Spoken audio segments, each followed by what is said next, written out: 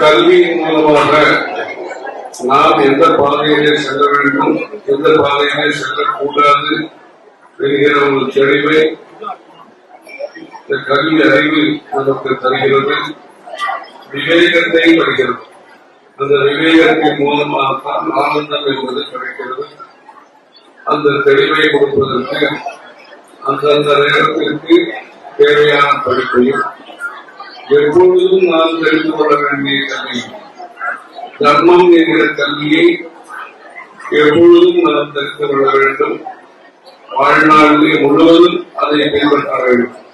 பரம்பரையாக முன்னோர்கள் வழியிலே நம்முடைய நல்ல பணிகளை நாம் செய்வதற்கு சமயம் சார்ந்த கல்வி, கலாச்சாரம் சார்ந்த கல்வி, பக்தியோடு சேர்ந்த கல்வி, சமுதாய பணி செய்யக்கூடிய சேவை மனப்பான்மையை வளர்க்கக்கூடிய கல்வி, பெற்றோர்களை முதியோர்களை மதிக்கக்கூடிய பணியை தரக்கூடிய கல்வி, இது போன்ற நல்ல குணாதிசயங்களை அளிக்கக்கூடிய கல்வி என்றைக்குமே தேவை, அனைவருக்கும் தேவை.